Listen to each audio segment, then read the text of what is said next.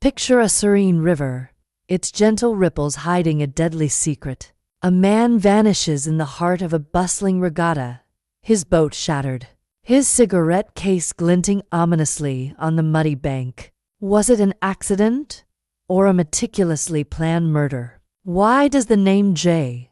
Carver strike fear into the hearts of Torrance Hall's elite? Join Miss Jane Marple and Hercule Poirot in a chilling dance of deception, where every clue a scratched silver case, a broken oarlock, a cryptic note pulls you deeper into a web of lies. Who among the charming guests harbors a vengeful heart? Will the river reveal its truth before another life is claimed? Dive into Vengeful River Rapids, Miss Marple's drowning drama, where suspense flows as relentlessly as the deadly current. Chapter 1. The tranquil Torrance River Torrance wound through the Devonshire countryside, like a silver thread, its gentle rapids whispering secrets to the willows that bowed over its banks. In the late summer of 1929, the village of St. Mary's, Mead seemed untouched by the bustle of modernity, its cobbled lanes and ivy-clad cottages basking in an almost oppressive calm. At the heart of this idyll stood Torrance Hall, a Georgian manor whose weathered stone and mullioned windows spoke of old money and older grudges. It was here, on a sultry August afternoon, that the stage was set for a tragedy that would ripple far beyond the river's edge. Miss Jane Marple, her knitting needles clicking softly in her hands, sat in the shade of a yew tree on the lawn of Torrance Hall. She had been invited to stay for a fortnight by her old friend, Lady Beatrice Torrance, whose hospitality was as renowned as her sharp tongue. Miss Marple's keen eyes, deceptively mild behind her spectacles, darted across the gathering of guests assembled for afternoon tea. The scene was one of studied elegance, starched linens, gleaming silver, and the faint clink of porcelain. Yet, beneath the polite chatter, Miss Marple sensed a current of unease, as palpable as the distant rush of the river. Lady Beatrice presided over the gathering with the air of a general marshalling her troops. At 60, she was a formidable figure, her auburn hair streaked with silver, and her posture as rigid as the corsets she still wore. Her son, Reginald Torrance, lounged nearby, his handsome face marred by a petulant scowl. At 32, he was known for his charm and his debts, both of which had grown considerably in recent years. His wife, Clara, a delicate creature with wide, nervous eyes, sipped her tea in silence, her fingers twisting the lace of her napkin. Across the table sat Dr. Harold Grayson, the village physician, whose bluff manner and hearty laugh did little to mask his shrewd gaze. He was joined by his niece, Eleanor Grayson, a spirited young woman of 25 whose modern bob and defiant air had already raised eyebrows. Among the older set, beside her, Major Ernest Caldwell, a retired military man with a penchant for whiskey and war stories, recounted a tale of the Boer War to anyone who would listen. His wife, Margaret, a faded beauty with a penchant for gossip, nodded absently, her eyes fixed on the river. The final guest was Mr. Victor Langley, a solicitor from London, whose sleek suit and guarded smile suggested a man accustomed to secrets. He had arrived the previous day, ostensibly to discuss Lady Beatrice's estate, though his presence seemed to unsettle the household. Miss Marple noted the way his fingers drummed on the table, a nervous tick that belied his polished exterior. "Jane, my dear," Lady Beatrice called, her voice cutting through the murmur of conversation. "You're awfully quiet. Surely you have some village tidbit to share? St. Mary's Mead is never without its little dramas." Miss Marple smiled, her needles pausing. "Oh, I find it far more interesting to listen, Beatrice. People reveal so much when they think no one is watching." Lady Beatrice laughed, but there was a brittleness to it. You and your observations. One would think you were a detective, not a spinster with a knack for knitting. The others chuckled, save for Clara, whose eyes flickered toward the river. Miss Marple followed her gaze. The torrents, for all its beauty, had a reputation. Only last spring, a local boy had drowned in its deceptively swift currents, and the villagers still spoke of it in hushed tones. The river, they said, had a way of claiming those who crossed it. As tea progressed, the conversation turned to the annual regatta, set to take place the following day. The event was a highlight of the village calendar, drawing crowds to watch the brightly painted boats race along the torrents. Reginald, who fancied himself a skilled oarsman, was to compete, much to Clara's evident dismay. "It's reckless, Reggie," Clara said softly, her voice barely audible. "The river's too fast this year. You know what happened to poor Tommy Blake." Reginald waved a dismissive hand. "Nonsense, Clara. I've rowed that stretch 100 times. Besides, the regatta's the only thing worth doing in this dull place." Dr. Grayson cleared his throat.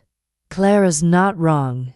You know, the river's higher than usual after the rains. I'd take care if I were you." "Oh, come now, Doctor," Major Caldwell boomed. "A bit of water never hurt a man. Why, in India, I once swam." "Ernest, please," Margaret interrupted, her tone sharp. "No one wants to hear about your exploits again." The table fell silent, the tension as thick as the clotted cream on the scones. Miss Marple's needles resumed their rhythm, her mind cataloguing every glance, every word. She noted the way Victor Langley's eyes lingered on Clara, the way Eleanor Grayson's smile faltered when her uncle spoke, and the way Lady Beatrice's fingers tightened around her teacup. As the guests dispersed, Miss Marple remained under the yew tree, her knitting a pretext for lingering. The sun dipped low, casting long shadows across the lawn. She heard footsteps and turned to see Eleanor Grayson approaching, her face pale. "Miss Marple," Eleanor said, her voice low, "may I speak with you? It's about something I overheard. I don't know if it matters, but it's been troubling me." Miss Marple's eyes softened, though her mind sharpened.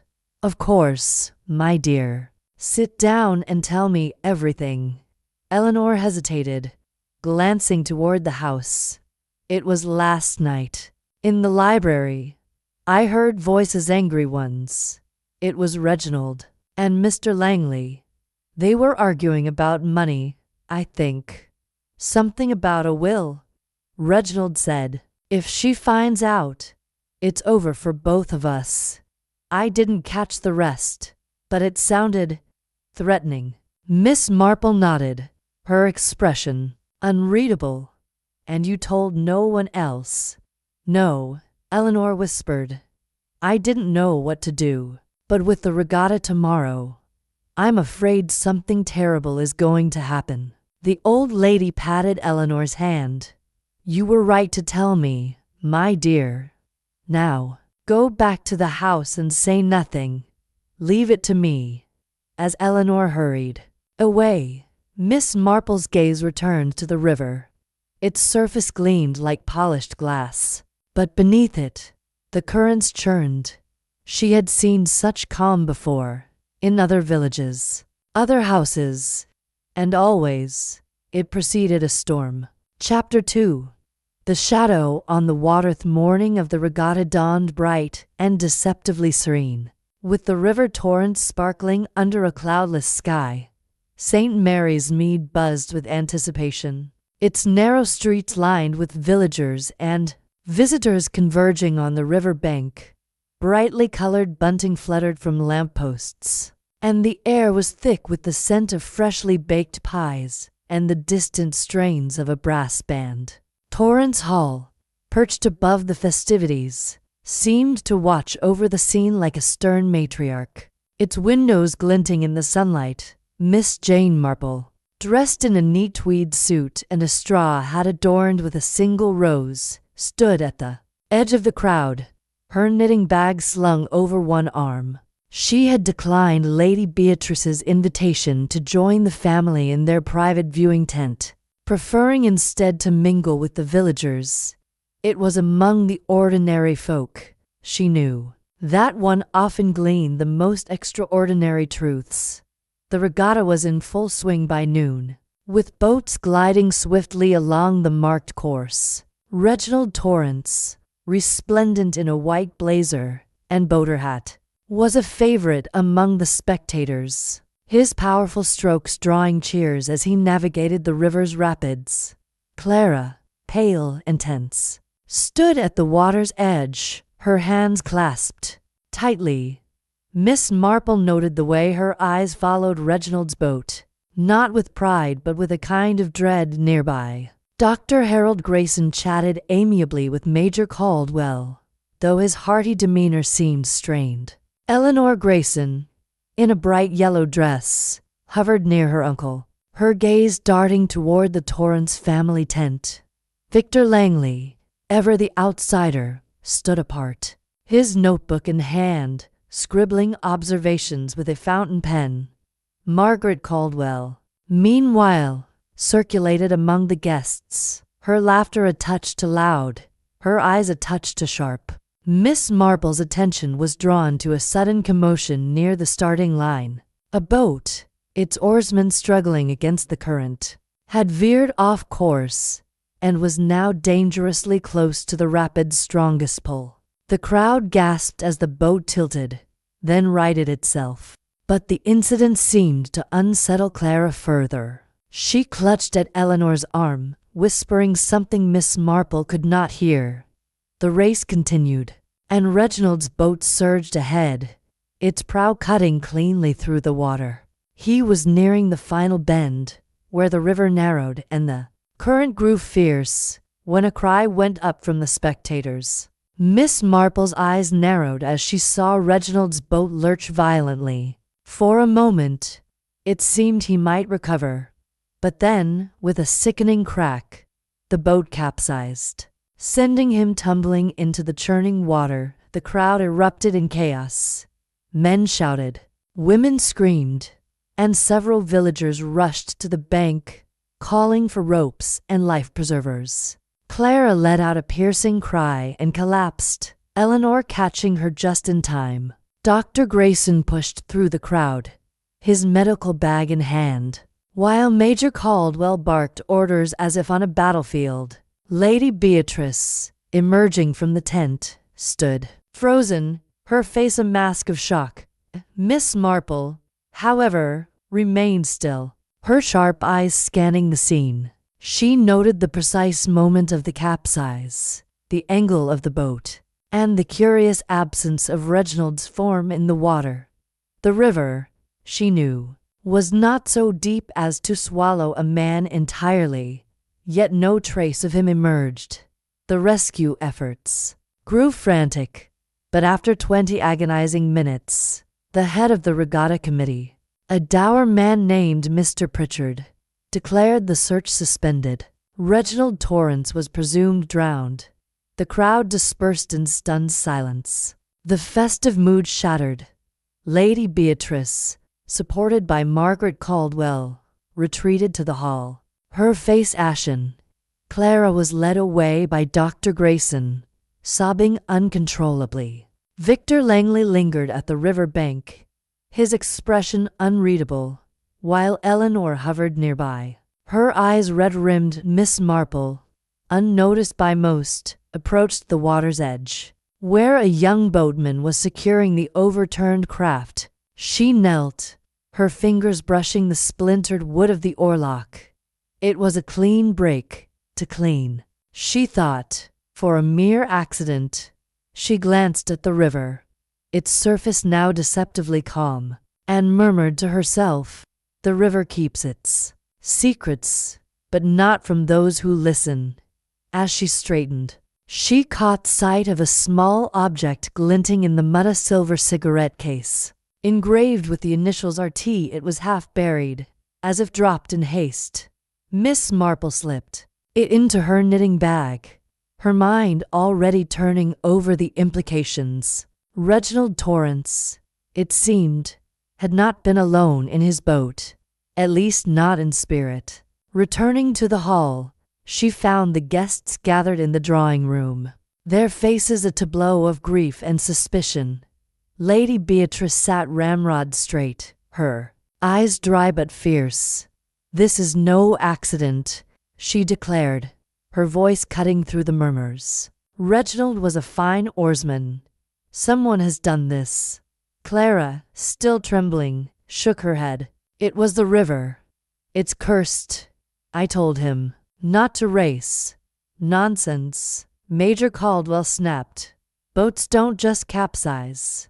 There's foul play here. Mark my words." Dr. Grayson, ever the voice of reason, cautioned against hasty conclusions. "We must wait for the police, Lady Beatrice.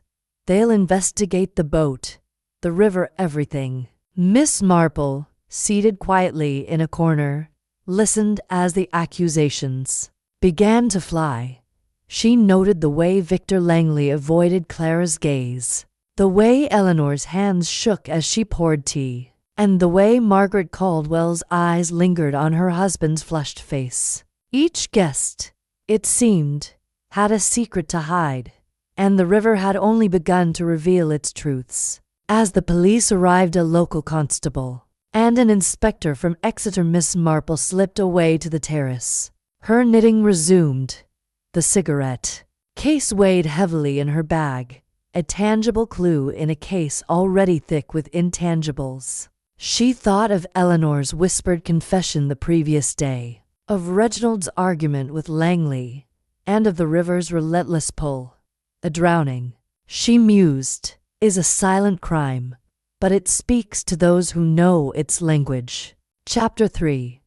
The Belgian's air of all drawing room of Torrance Hall was heavy with the weight of grief and suspicion as the afternoon waned. The police, led by Inspector Harrow from Exeter, had taken charge, their heavy boots tracking mud across the polished floors. The constable, a nervous young man named Perkins, scribbled notes as the inspector questioned the guests, his manner brisk but not unkind. Yet it was clear to all that the investigation was floundering. The river had yielded no body, and the broken oarlock, though suspicious, offered little in the way of answers. Miss Jane Marple, seated in her usual corner with her knitting, observed the proceedings with her characteristic quietude. Her eyes, sharp as ever, missed nothing. The way Clara Torrance clutched a damp handkerchief, her sobs now reduced to a trembling silence. The way Lady Beatrice's fingers gripped the arms of her chair, betraying her outward calm. The way Victor Langley's polished demeanor seemed to fray at the edges as he answered the inspector's questions. With clipped precision, it was at this moment of stifled tension that the door opened, admitting a figure whose presence seemed to alter the very air of the room. Hercule Poirot, small and immaculate in a perfectly tailored suit, stepped into the drawing room, his patent leather shoes gleaming and his mustache waxed to a razor-sharp point. His green eyes, bright with intelligence, swept over the assembled company, taking in every detail with the precision of a watchmaker. "Mon Dieu," he said, his voice soft but carrying. "What a tragedy has befallen this charming house. I am Hercule Poirot, and I have been summoned by a friend of Lady Beatrice to offer my humble assistance in this matter." Lady Beatrice rose, her expression a mixture of relief and skepticism. "Monsieur Poirot, your reputation precedes you, but I confess, I did not expect you so soon. It was Sir Henry Clithering who telegraphed you, I presume." "Precisement," Poirot replied, bowing slightly. "Sir Henry, a dear friend." was most concerned when he heard of the incident at the regatta. He thought, perhaps, that my little gray cells might be of service in untangling this misfortune. Inspector Harrow, a tall man with a ruddy complexion, frowned. With all due respect, Monsieur Poirot, this is a police matter. We've got everything under control. Poirot's smile was polite but unyielding. Of course, Inspector. I am but an observer, here to assist where I may. The police, they do the heavy lifting, but sometimes a fresh pair of eyes sees what others overlook. Miss Marple, her needles clicking softly, watched the exchange with interest. She had heard of Poirot. Of course his name was whispered in drawing rooms from London to St. Mary's, Mead, but she had never seen him at work.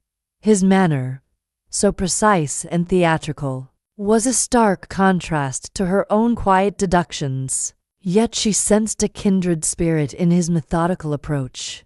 Poirot's gaze settled on the room's occupants, each of whom seemed to shrink slightly under his scrutiny. "Permit me to express my condolences," he said, addressing Clara directly. "To lose a husband in such a manner, it is a great shock. But rest assured, madam, Hercule Poirot will uncover the truth." Clara's eyes flickered with something fear, perhaps, or guilt before she looked away. "Thank you, Monsieur Poirot," she murmured. I can't believe he's gone." Poirot nodded, then turned to the inspector. "Might I see the scene of the tragedy, s'il vous plaît? The river, the boat, every detail is of importance." Inspector Harrow, though clearly reluctant, agreed, and the party moved to the river bank, where the overturned boat had been dragged ashore. Poirot examined it with meticulous care, his gloved fingers tracing the splintered oarlock. He crouched low, studying the hull, then straightened, his expression inscrutable. A curious break. He remarked to no one in particular. "The wood. It is not merely split, it has been tampered with, I think. But we shall see." Miss Marple, who had followed at a discreet distance, noted the way Poirot's eyes lingered on the muddy bank, where footprints crisscrossed in a chaotic pattern. She thought of the cigarette case in her knitting bag but decided to hold her counsel for now. Poirot, she sensed, would uncover the truth in his own time, and she was content to watch his methods unfold. Back at the hall, Poirot requested a private word with each guest, beginning with Lady Beatrice. In the library, a grand room lined with leather-bound volumes, he sat opposite her, his notebook open on his lap. "Madam, tell me of your son, his habits, his friends, his enemies." Lady Beatrice's lips tightened. Reginald was a good boy, Monsieur Poirot, but reckless. He had debts, gambling, mostly, and he was not always discreet in his affairs. But enemies? None that I know of. He was charming, you see. Everyone loved him. Everyone, perhaps. Poirot said, his tone gentle but probing. But charm can mask many sins. Was there anyone in this house who might have wished him harm? Lady Beatrice hesitated, her eyes flickering toward the door. I cannot say. But Mr. Langley, the solicitor, he and Reginald had words last night. I overheard them in this very room. Something about a change to my will. Poirot's mustache twitched.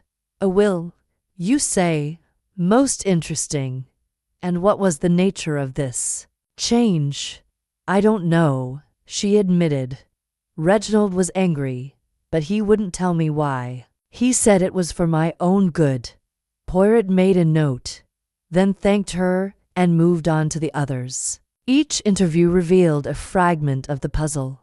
Clara spoke of Reginald's increasing distance, hinting at a secret he refused to share.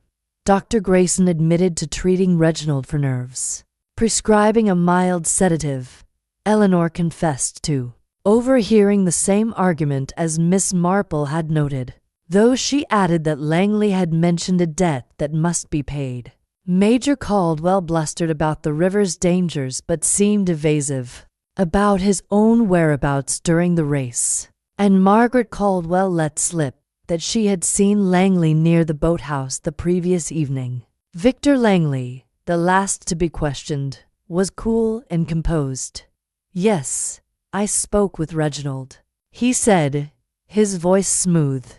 "It was a private matter concerning the estate. Nothing more." Poirot's eyes gleamed. "And yet, monsieur, private matters often become public when a man is dead. You will forgive me if I press you further in time."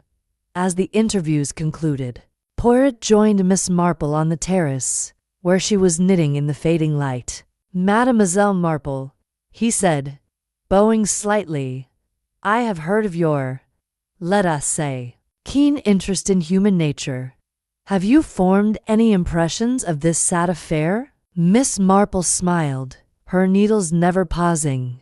"Only that people are rarely what they seem, Monsieur Poirot, and that the river, like a good gossip, always has more to say than one first thinks." Poirot chuckled. "Well said, mademoiselle. We shall see what secrets the river yields, shall we not?" As he walked away, Miss Marple's fingers brushed the cigarette case in her bag. She had not mentioned it to Poirot, not yet, but she knew, as surely as she knew the rhythm of her knitting, that the little silver object would speak louder than any witness in Torrance Hall. Chapter 4. The threads of suspicion. The evening settled over Torrance Hall like a heavy velvet curtain, the air thick with the scent of impending rain. Inside, the guests gathered in the dining room, their faces lit by the flicker of candelabras. Though the meal was a subdued affair, the absence of Reginald Torrance hung over the table, a silent accusation that sharpened every glance and weighted every word.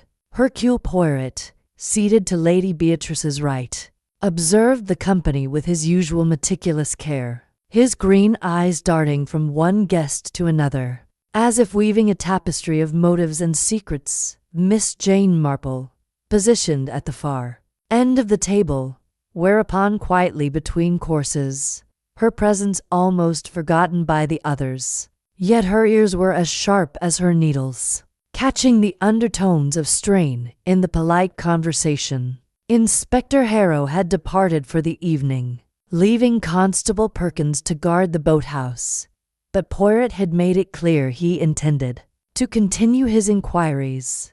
The guests, aware of his reputation, were visibly on edge. Poirot began with gentle probing, his voice as smooth as the claret in his glass. "Madame Torrance," he said, addressing Clara, "you mentioned earlier that your husband seemed distant in recent weeks. Perhaps there was something, a letter, a visitor that preoccupied him." Clara's fork paused midair, her eyes flickering with unease. I don't know, Monsieur Poirot. Reginald was often away in London. He didn't always share his business with me." "Business, oui," Poirot murmured, his tone encouraging. "But perhaps it was not business alone? A man of charm, as your husband was, might have entanglements." Clara flushed, her napkin crumpling in her lap.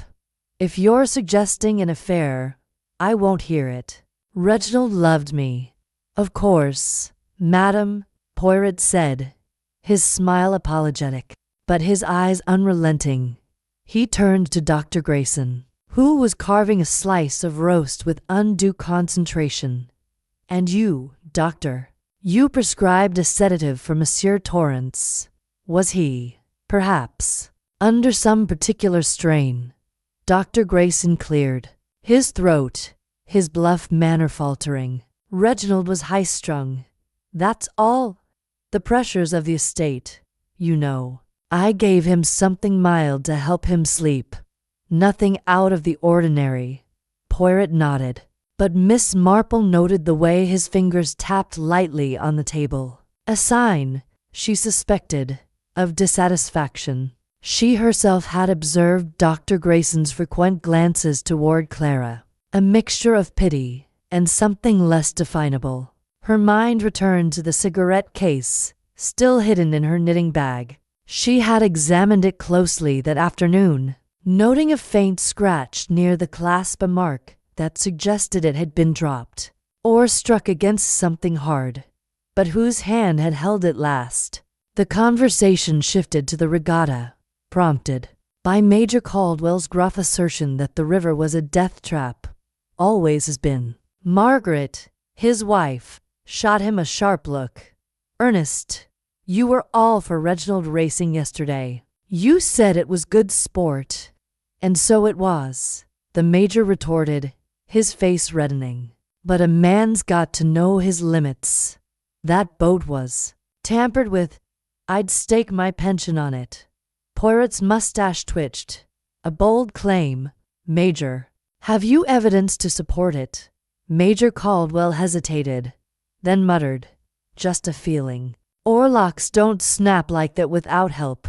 Miss Marple's needles paused, her mind latching onto the Major's words. She recalled the splintered wood of the oarlock, its break too precise for natural wear.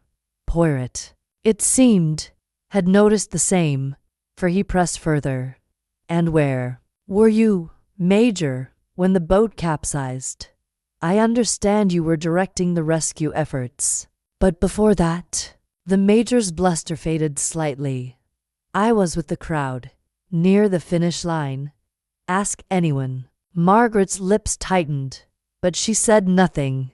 Miss Marple, however, noted the fleeting glance she exchanged with Victor Langley, who had been silent throughout the meal. Langley, ever the composed solicitor, spoke at last. Monsieur Poirot, I fail to see why our movements are relevant. The river took Reginald. It's a tragedy, not a conspiracy. Perhaps, Poirot said, his tone deceptively mild. But the river, it does not choose its victims with such precision. A broken oarlock, a missing man, and now this atmosphere of distrust. It suggests something more deliberate. The room fell silent, the clink of cutlery stilled. Eleanor Grayson, who had been picking at her food, spoke up, her voice trembling. I saw something odd. Monsieur Poirot, before the race, near the boathouse. There was a man, not one of the boatmen, fiddling with the boats. I couldn't see his face, but he was wearing a dark coat. Poirot's eyes gleamed. Most interesting, mademoiselle. And this was when? Just before the race began, Eleanor said. Round 11, I think. Lady Beatrice's voice cut through the tension. Eleanor, why didn't you say this before? This could be vital. I wasn't sure it mattered. Eleanor stammered. It was just a glimpse. Poirot made a note in his little book, his expression unreadable. Miss Marple, however, was struck by Eleanor's hesitation. The girl's story was plausible, but her nervous glance toward her uncle suggested she was holding something back. Miss Marple's thoughts drifted to the argument Eleanor had overheard between Reginald and Langley. Was the man in the dark coat a convenient invention? Or had Eleanor seen something she feared to fully reveal? As dinner concluded, Poirot rose, his small stature somehow commanding the room. Mesdames et messieurs, I thank you for your candor. But let us be clear. Hercule Poirot does not believe in accidents where human motives are at play. I shall continue my inquiries, and I ask that you all remain at Torrance Hall until the truth is uncovered. The guests murmured their assent, though their faces betrayed varying degrees of unease. As they dispersed, Miss Marple lingered, her knitting bag in hand. She approached Poirot, who was studying a map of the estate pinned to the library wall. Monsieur Poirot, she said softly. I wonder if I might share a small observation. Poirot turned, his eyes bright with curiosity. Mademoiselle Marple, your observations are never small. Pray, what have you seen? She hesitated, then drew the cigarette case from her bag, holding it out in her gloved hand. This was found near the river bank, where Reginald's boat capsized. It bears his initials. But I wonder, might it tell us more than it seems? Poirot took the case, his fingers tracing the scratch she had noticed. A fine piece, mademoiselle, and this mark recent. I think you have done well to preserve it. He paused, his gaze meeting hers. You suspect, as I do, that this is no mere drowning. Miss Marple's smile was faint but knowing. I suspect, Monsieur Poirot, that the river is not the only thing hiding secrets in St. Mary's Mead. Poirot nodded, slipping the cigarette case into his pocket. Then we shall unravel them together. Shall we not? The little gray cells, they are already at work. As he walked away, Miss Marple resumed her knitting, her mind as busy as her hands. The cigarette case, the broken oarlock, the overheard arguments, all were threads in a tapestry that was only beginning to take shape.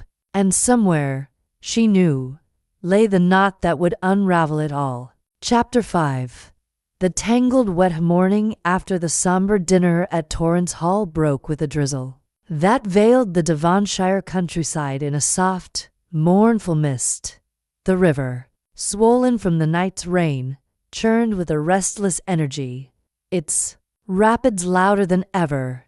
Inside the hall, the atmosphere was no less turbulent, as the guests grappled with the weight of Reginald Torrance's presumed death, and the growing suspicion that it was no accident. Hercule Poirot, ever the picture of composure, sat in the library, his notebook open, the silver cigarette case placed carefully before him. Miss Jane Marple, knitting by the fire, observed him with quiet interest, her own thoughts weaving through the clues like her needles through wool. Poirot had requested a second round of interviews, this time with a sharper focus. Inspector Harrow, though skeptical of the Belgian's methods, had reluctantly agreed to let him proceed, provided Constable Perkins remained present to take notes. The inspector himself was at the river bank, overseeing a renewed search for Reginald's body. Though the rising waters made the task increasingly futile, Poirot began with Eleanor Grayson, whose nervous demeanor had caught his attention the previous evening. She entered the library hesitantly, her yellow dress replaced by a somber gray frock that did little to brighten her pallor. Mademoiselle Grayson, Poirot began, his voice gentle but firm. You spoke of a man in a dark coat near the boat house before the race. Can you recall any further details? His height, perhaps, or the way he moved? Eleanor twisted her hands, her eyes darting to the window. I'm not sure, Monsieur Poirot. It was just a glimpse. He was tall, I think, and he moved quickly, as if he didn't want to be seen. Poirot's mustache twitched, a sign Miss Marple recognized as skepticism. And yet, mademoiselle, you were certain enough to mention it. Was this man one of the guests here? Perhaps, or a stranger? I couldn't say, Eleanor replied, her voice barely above a whisper. It was too far to tell. Miss Marple's needles paused briefly. Eleanor's story was vague, almost rehearsed, and the old lady wondered if the girl was protecting someone or herself. Poirot, however, pressed no further, instead making a note and dismissing her with a polite nod. As Eleanor left, Miss Marple caught the fleeting glance she cast toward the door, as if expecting someone to follow. Next came Victor Langley, whose sleek confidence seemed slightly diminished in the morning light. Poirot held up the cigarette case, its silver surface catching the fire's glow. Monsieur Langley. This was found near the river bank, where Monsieur Torrance's boat capsized. It bears his initials. Yet I wonder, did you ever see him with it? Langley's eyes narrowed, though his smile remained. Reginald smoked. Yes, and I believe he had such a case. But many gentlemen do, Monsieur Poirot. It proves nothing. Perhaps, Poirot said, leaning forward. But you and Monsieur Torrance argued the night before his death. About a will, I am told. A matter of some delicacy, no doubt. Langley's fingers drummed on the arm of his chair. A tick Miss Marple had noted before. It was a private matter, as I said. Reginald was concerned about his mother's estate. He felt certain changes were unwise. And you disagreed. Poirot's tone was deceptively mild. I advised caution, Langley said carefully. Lady Beatrice is not a young woman. Any changes to her will should be considered carefully. Poirot made another note, his eyes never leaving Langley's face. And where were you, monsieur, when the boat capsized?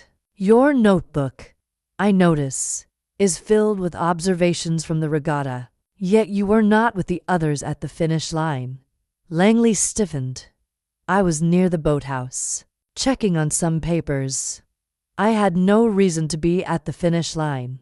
Miss Marple's needles resumed their rhythm, but her mind was elsewhere. Langley's alibi placed him near the scene of the crime, and his guarded answers suggested he knew more than he was willing to share. She thought of Eleanor's man in a dark coat and wondered if Langley's sleek black suit might fit.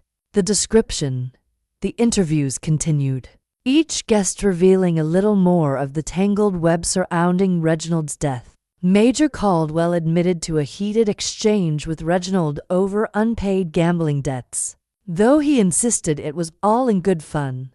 Margaret Caldwell, when pressed, revealed that she had seen Clara walking alone by the river the night before the regatta, her behavior oddly secretive. Dr. Grayson, meanwhile, grew defensive when Poirot questioned the strength of Reginald's sedative, insisting it could not have impaired his rowing. Clara Torrance was the last to be questioned, her fragile composure barely holding as she sat before Poirot.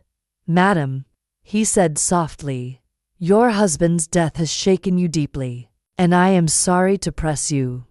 But I must ask, was there something troubling Monsieur Torrance? A secret, perhaps, that weighed on him? Clara's eyes filled with tears, but she shook her head. He was worried. Yes, but he wouldn't tell me why. He said it was to protect me. Oh, Monsieur Poirot, I should have stopped him from racing. Poirot patted her hand, his expression sympathetic. Do not blame yourself, madam. The truth, it will reveal itself in time. As Clara left, sobbing quietly, Poirot turned to Miss Marple, who had remained silent throughout. Mademoiselle Marple, you have been most observant. This cigarette case, its presence by the river is no accident, I think. And the oarlock, so cleanly broken, it suggests a hand most deliberate. Miss Marple nodded, her eyes meeting his. I agree, Monsieur Poirot. And I wonder if you've noticed the alibis, how neatly they overlap, yet how carefully they avoid the critical moment of the capsize. It's as if everyone was somewhere, yet no one was truly seen. Poirot's eyes gleamed with appreciation. Precisement. The web, it is tangled, but the threads, they lead to the center. We must find the moment when these alibis fray. He rose, tucking the cigarette case back into his pocket. I shall examine the boathouse myself this afternoon. The river, it speaks, but the boathouse, it may whisper something more. Miss Marple watched him go, her knitting resuming its steady rhythm. She thought of the cigarette case, the broken oarlock, and the nervous glances exchanged at dinner. The clues were mounting, each a thread in the tapestry of deceit. But it was the silences. She knew the things left unsaid that would lead to the heart of the mystery. Chapter 6. The whisper of the boathouse. A drizzle had thickened into a steady rain by midday, casting a somber pall over Torrent's Hall and its grounds. The river Torrents, swollen and turbulent, roared past the estate, its rapids a constant reminder of the tragedy that had unfolded. Hercule Poirot, undeterred by the weather, donned a mackintosh and set out for the boathouse, his small figure resolute against the grey backdrop. Miss Jane Marple, preferring the warmth of the library, remained indoors, her knitting a steady companion as she turned over the morning's revelations in her mind. Poirot arrived at the boathouse, a weathered wooden structure perched precariously on the river bank. Constable Perkins, looking thoroughly miserable in the rain, stood guard, his notebook damp and his expression dour. "Nothing new, sir," he reported as Poirot approached. "The inspector's men searched the place yesterday. Just boats and ropes. Nothing out of the ordinary." Poirot's mustache twitched, a sign of polite disbelief. "The ordinary, constable, is often where the extraordinary hides. Permit me to look for myself." Inside, the boathouse was dim, its air heavy with the scent of damp wood and river mud. The overturned boat, now propped against the wall, bore the marks of its violent capsize, a splintered oarlock and scuffs along the hull. Poirot knelt beside it, his gloved fingers tracing the damage with meticulous care. The break in the oarlock was clean, almost surgical, suggesting a deliberate cut rather than the strain of the river's current. He made a mental note, then turned his attention to the floor, where a scattering of sawdust caught his eye. "Sawdust in a boathouse," he murmured, scooping a small sample into a handkerchief. "Most curious. The boats, they are not newly built, none." Perkins shrugged. "Not that I know of, sir. The Torrances have used these boats for years." Poirot's eyes narrowed as he scanned the room.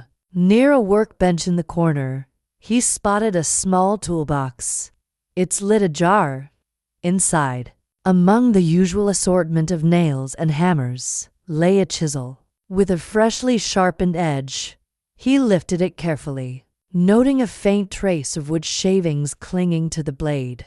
"A tool recently used," he said softly, "and perhaps not for an innocent purpose." Outside, Poirot examined the muddy bank, where footprints from the rescue efforts had been blurred by the rain. Yet one set, partially sheltered by the boathouse's overhang, caught his attention. They were deep, suggesting a man of some weight, and led from the boathouse to the water's edge before vanishing. Poirot crouched, his umbrella shielding him from the drizzle, and studied the prints. "A man in a hurry," he mused, "but not one of the rescuers, I think." Back at the hall, Miss Marple was piecing together her own observations. The library's quiet offered a perfect setting for reflection, and she had spent the morning reviewing the alibis provided during Poirot's interviews. Each guest had accounted for their whereabouts during the regatta. Yet the critical moment of the capsize, approximately 12:15 p.m., according to the regatta's official timekeeper, remained frustrating. Lie unaccounted for. Major Caldwell claimed to be at the finish line, yet no one could confirm seeing him there. Victor Langley's alibi of being near the boathouse was suspiciously vague, and Eleanor's story of the man in a dark coat seemed to shift with each retelling. Miss Marple's thoughts were interrupted by the arrival of Clara Torrance, her face pale and drawn. "Miss Marple," she said, her voice trembling, "I can't bear it any longer. I need to tell someone. Something I didn't tell Monsieur Poirot." Miss Marple set her knitting aside, her eyes gentle but alert. My dear, whatever it is, you may tell me. I'm only an old spinster, but I've heard many secrets in my time. Clara hesitated, then sank into a chair. It's about Reginald. He wasn't himself these past weeks. He was receiving letters, anonymous ones. I found one in his study last month. It said, "Pay what you owe, or the river will claim you." I thought it was a prank, but he was so frightened. He burned it and told me to forget it. Miss Marple's expression remained serene, but her mind raced. Did you see who sent it, my dear? Or what it was about? Clara shook her head. No, but Reginald said it was tied to his debts. He owed money to someone dangerous, he said. He wouldn't tell me who. Miss Marple patted Clara's hand, her thoughts turning to Victor Langley's argument with Reginald about the will. Could the solicitor be connected to these debts? Or was there another player in this deadly game? She thought of the cigarette case, its scratch a silent clue, and resolved to share it with Poirot when he returned. Poirot, meanwhile, had completed his inspection of the boathouse, and was now walking the river bank, his eyes scanning the water's edge. Near a cluster of reeds, he spotted something glinting in the mud, a small brass key, half buried and tarnished. He retrieved it carefully, noting its ornate design and the faint engraving of a crest that matched the Torrance family's. A key to what, I wonder, he said, slipping it into his pocket beside the cigarette case. Returning to the hall, Poirot sought out Miss Marple, finding her still in the library. "Mademoiselle," he said, his voice low, "you have been most helpful with the cigarette case. I have found another piece of the puzzle, a key, perhaps to a lock we have yet to discover. And you, have you learned anything new, Miss Marple?" Recounted Clara's confession about the anonymous letter, watching Poirot's eyes light up with interest. "A threat, you say? This changes things. Mademoiselle, a man who owes money to dangerous people does not simply drown by chance. The sawdust in the boathouse, the chisel, the footprints, they all point to a plan most deliberate." Miss Marple nodded, her needles clicking softly. "And the key, Monsieur Poirot, do you think it belongs to the hall?" "Perhaps," Poirot said, his tone thoughtful. "Or perhaps to something smaller, a desk, a safe, a secret. We shall see." As the rain drummed against the windows, Poirot and Miss Marple sat in companionable silence, each lost in thought. The clues were mounting: the cigarette case, the broken oarlock, the sawdust, the footprints, the key, and now the anonymous letter. Yet the truth remained elusive, hidden in the shadows of Torrance Hall and the relentless flow of the river. Miss Marple's mind returned to Clara's words. "The river will claim you." It was a warning, she thought, but for whom? Chapter 7. The unraveling thread. The rain had relented by the following morning, leaving the grounds of Torrance Hall sodden and the river Torrance more turbulent than ever. Inside the hall, the atmosphere was equally charged, with the guests moving through their routines like actors in a play they no longer understood. Hercule Poirot, his morning tea untouched, paced the library, his mind as restless as the river outside. Miss Jane Marple, seated by the window with her knitting, watched him with quiet amusement, her own thoughts weaving through the web of clues that had grown ever more complex. Poirot had spent the previous evening examining the brass key he had found by the river, its Torrance crest suggesting a connection to the estate. He had also sent Constable Perkins to inquire among the villagers about any strangers seen near the boathouse before the regatta, though the young officer had returned with little to report. The sawdust, the chisel, and the anonymous letter weighed heavily on Poirot's mind, each a piece of a puzzle that refused to cohere. Miss Marple, meanwhile, had been reflecting on Clara's revelation about the threatening letter. The phrase "the river will claim you" echoed in her memory, its melodramatic tone suggesting a mind both vengeful and theatrical. She had also noted the growing tension between the guests, particularly between Margaret Caldwell and her husband, whose bluster seemed increasingly forced. The Major's claim of being at the finish line during the capsize was, she suspected, a lie, and Margaret's sharp glances suggested she knew more than she was saying. Poirot's morning inquiries began with Major Caldwell, whose ruddy face was flushed with more than just his usual whiskey. "Major," Poirot said, settling into a chair with his notebook, "you have spoken of gambling debts owed by Monsieur Torrance. Were these debts to you, perhaps, or to another?" The Major shifted uncomfortably, his mustache bristling. "Reginald owed me a bit, yes, but nothing serious. A few £100, settled over cards. I'm not the sort to hold a grudge over money. And yet," Poirot pressed, his eyes sharp, "you were quick to suggest foul play. Why so certain?" "Major, unless you know something more," Caldwell's bluster faltered. I just know the river. That's all. And that oarlock didn't break on its own." Poirot made a note, his expression unreadable.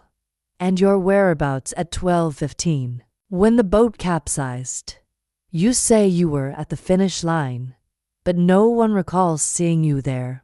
"I was there," Caldwell insisted, his voice rising. "Crowds are chaotic, you know. People don't notice everything."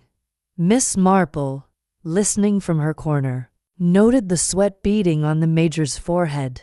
She thought of the footprints Poirot had found by the boathouse deep, suggesting a man of weight. The Major was stout, his military bearing not quite masking his bulk. Could he have been the man in a dark coat Eleanor described? The next interview was with Margaret Caldwell, whose faded beauty seemed more strained than ever. Poirot's tone was gentler but no less probing. "Madam, you mentioned seeing Madame Torrance by the river the night before the regatta. What was her manner, if I may ask?" Margaret hesitated, her fingers twisting a pearl necklace. "Clara was agitated. She kept looking at the water, as if expecting something. I thought it odd, but I didn't pry." "And your husband," Poirot continued, "he was with you that evening?" Margaret's eyes flickered. "Ernest was in the billiard room with Dr. Grayson, I believe. I went to bed early." Miss Marple's needles paused. Margaret's answer was too quick, too rehearsed, and it contradicted the Major's vague claim of being about that evening. A lie, Miss Marple thought, or at least a half-truth. She made a mental note to watch Margaret more closely. The interviews concluded with Dr. Grayson, whose hearty demeanor had given way to a weary resignation. "Monsieur Poirot," he said before the detective could begin, "I've been thinking about that sedative I prescribed for Reginald. It was mild, truly, but I wonder if it could have dulled his reflexes." Poirot's eyes gleamed. "An interesting thought, Doctor. And who else knew of this prescription?" "Only Clara, as far as I know," Grayson replied. "Reginald was private about such things." Poirot nodded, but Miss Marple sensed he was not convinced. A sedative, even a mild one, could be significant, if administered at the wrong time or in the wrong dose. She thought of Dr. Grayson's protective glances toward Clara, and wondered if his concern was entirely professional. As the morning wore on, Poirot invited Miss Marple to join him in the study, where he had spread out a map of the estate and a timeline of the regatta. "Mademoiselle," he said, pointing to the map, "the boathouse is here, the finish line here. The capsize occurred at 12:15. Yet our suspects' alibis are like smoke present, yet impossible to grasp. The Major, Madame Caldwell, Monsieur Langley, even Mademoiselle Eleanor, all were somewhere but not precisely where they claim. Miss Marple nodded, her eyes tracing the map. And the key, Monsieur Poirot. Have you discovered its purpose? Not yet, Poirot admitted, producing the small brass key from his pocket. But I suspect it unlocks something of value, a safe, perhaps, or a desk where secrets are kept. I shall search Reginald's study this afternoon. Miss Marple hesitated, then spoke. I've been thinking about the letter Clara mentioned. The river will claim you is a curious phrase, don't you think? It suggests not just a threat but a plan. And the sawdust you found, could it be from the oarlock itself? Poirot's mustache twitched with approval. A fine deduction, mademoiselle. The sawdust and the chisel point to sabotage, and the letter suggests a motive rooted in vengeance or debt. But whose hand held the chisel, and whose pen wrote the threat? As Poirot prepared to search the study, Miss Marple returned to her knitting, her mind turning over the contradictions. The Major's weak alibi, Margaret's evasive answers, Langley's guarded demeanor, and Eleanor's shifting story all were threads in a tapestry that was beginning to fray. And then there was Clara, whose grief seemed genuine but whose secrets were piling up like leaves on the river bank. In the study, Poirot found a locked drawer in Reginald's desk, its brass lock bearing the same torrent's crest as the key. With a click, the key turned, revealing a bundle of papers, IOUs totaling thousands of pounds, signed to a man named J. Carver, and a single, crumpled note in an unfamiliar hand. You've had your warning. Pay, or the river takes all. Poirot's eyes narrowed. The web was unraveling, but the spider at its center remained hidden. Chapter 8. The crack in the facade, discovery of the threatening note, and the IOUs in Reginald's desk sent a ripple of unease through Torrent's hall. Though only Hercule Poirot and Miss Jane Marple were privy to the find, the rain had ceased, leaving the air heavy with damp and the faint scent of mud from the swollen river torrents. Inside, the guests moved like shadows, their polite facades strained to the breaking point. Lunch was a tense affair, with conversation stilted and eyes averted, as if each feared what the others might see. Poirot, his demeanor as impeccable as ever, chose this moment to apply pressure. He had gathered the guests in the drawing room, where a fire crackled fitfully, casting long shadows across the ornate wallpaper. Miss Marple sat in her usual corner, her knitting a quiet counterpoint to the mounting tension. She watched Poirot with keen interest, noting the way his green eyes gleamed with purpose, like a cat poised to pounce. Mesdames et messieurs, Poirot began, his voice cutting through the murmurs. The tragedy of Monsieur Torrance's death is no mere accident, as I am sure you all suspect.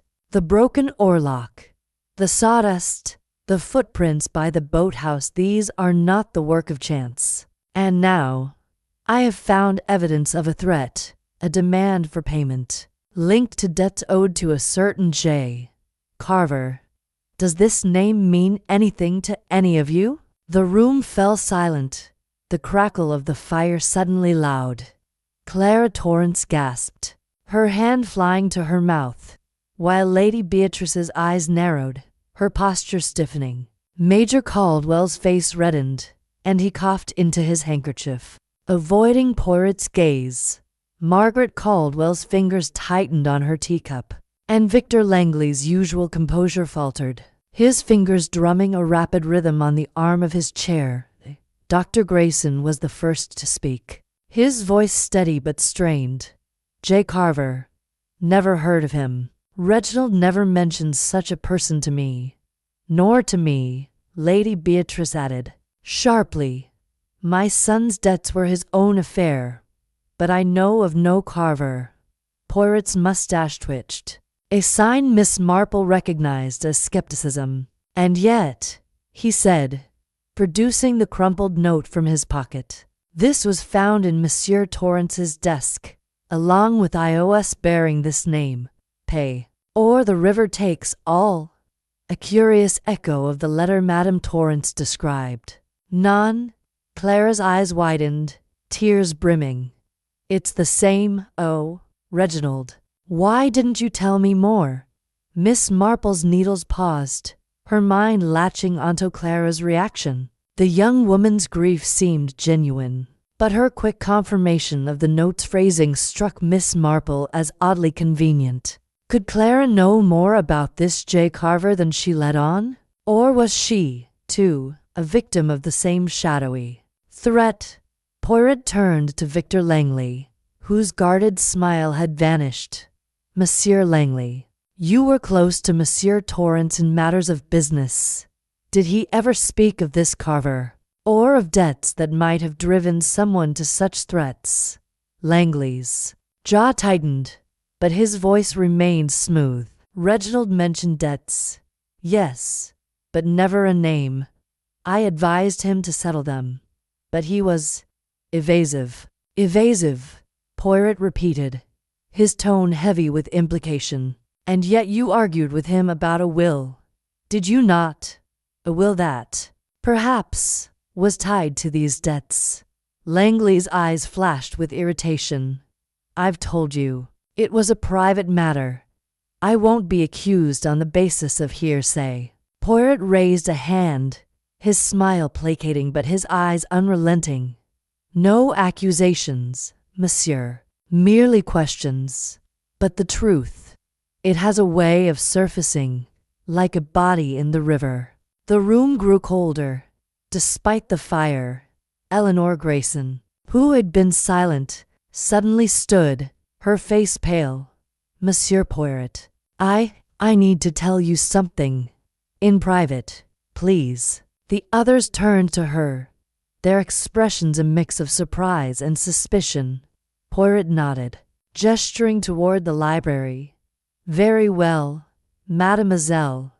Let us speak alone. Miss Marple watched them go, her mind racing. Eleanor's sudden decision to speak suggested a crack in her composure, a moment of weakness that might reveal a vital truth. She thought of the girl's vague story about the man in a dark coat and wondered if this confession would clarify or complicate the mystery in the library. Eleanor sat, her hands trembling. Monsieur Poirot, she began, her voice barely audible. I lied about the man by the boathouse. I didn't see anyone. I made it up because I was scared. Poirot's eyes narrowed, but his tone remained gentle. Scared, mademoiselle? Of what? Eleanor swallowed hard. I overheard more than I told you. The night before the regatta, when Reginald and Mr. Langley were arguing, I heard Reginald say, if you push me, Carver will destroy us both. I didn't know what it meant, but it frightened me. When Reginald died, I thought, maybe I could point you toward the boathouse to keep suspicion away from someone else. Poirot leaned forward, his voice soft but insistent.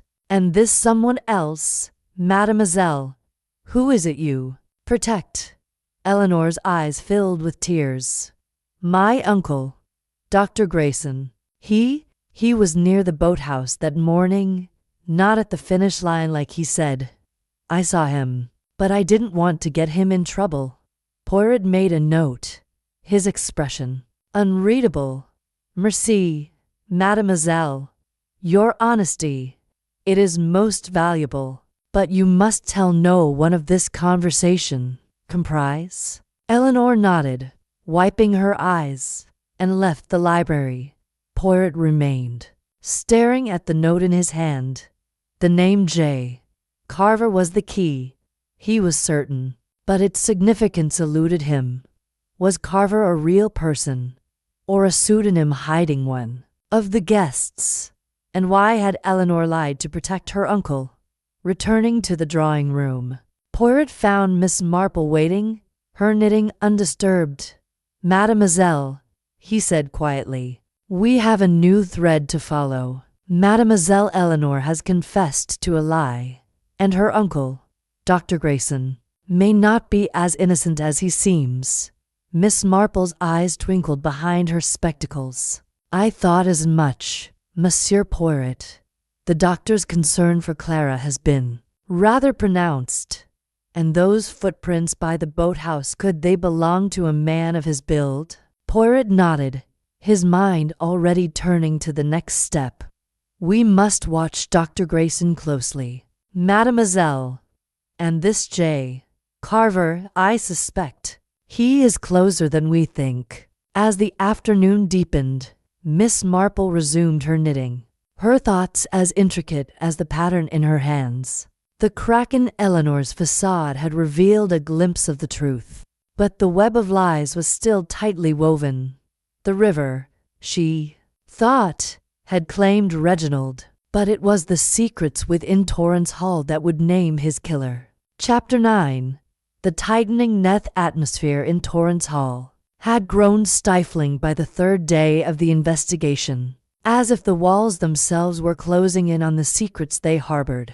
The river torrents, still swollen from the recent rains, roared outside, its relentless current a mirror to the mounting tension within. Hercule Poirot, ever meticulous, had spent the morning poring over his notes, cross-referencing alibis and clues with the precision of a watchmaker. Miss Jane Marple, knitting by the library window, observed the comings and goings of the guests, her sharp eyes catching every nervous glance and whispered exchange.